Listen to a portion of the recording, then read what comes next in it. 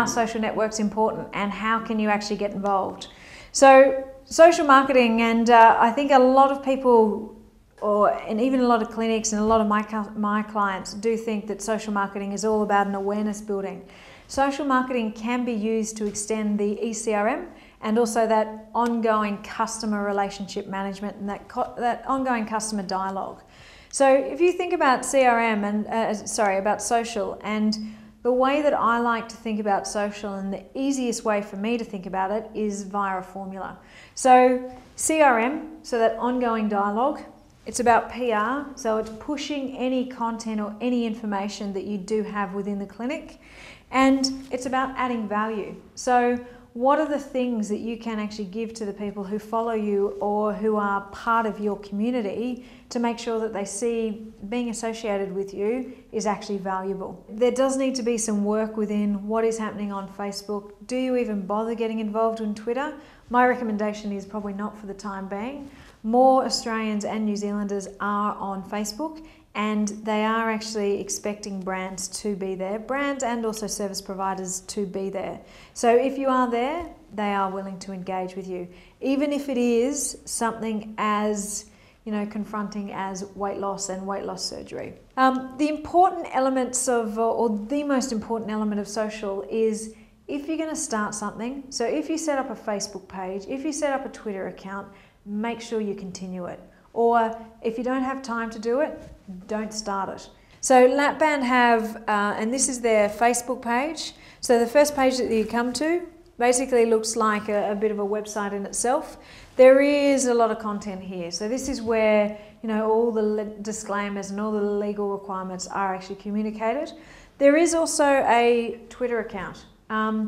The thing about the Twitter account is it is actually locked and restricted. So unless you are approved by Allergan and by Lapband, you can't actually see any of the content that is actually published through the Twitter account. If we go back to the Barker Bariatric Centre, this is basically his blog. You can see that on his blog, he also has a photo of him, obviously looking very cool in New York. But one of the things that is very frustrating about this is a blog should be updated quite regularly. It doesn't have to be every day, but once or twice, once a week or once every fortnight is probably a good amount of time to be updating it. This hasn't been updated since November last year. So that's quite a big period of time for nothing to happen.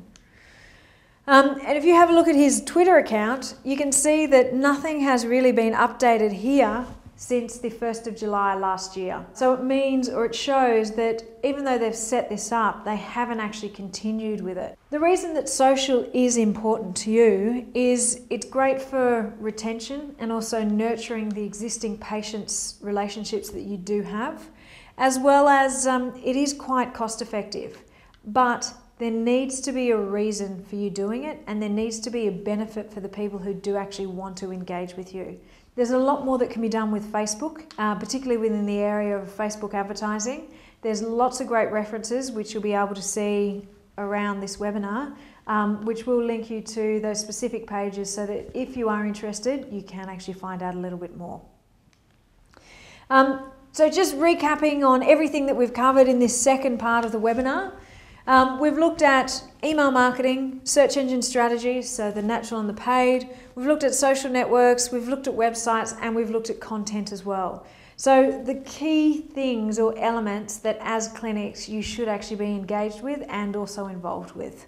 So in summary, why is digital marketing important? Well, patients and potential patients are spending more time online. In Australia, it's around about 22 hours a week. In New Zealand, it's around about 12 hours a week. The online health and information market is a mature market. Not really in Australia, but globally, it is a mature market, and there is so much content and so much information available that Australians and New Zealanders are actually finding information from the US and the UK, but reading it within this market. Consumers also want choice, and they also want to be able to educate themselves before they come and they make that first step of picking up the phone. So they will go and do their research, they will take that control back to them and make sure that they feel like they are informed and educated before they come into the clinic. And then the last thing is that digital is actually always on.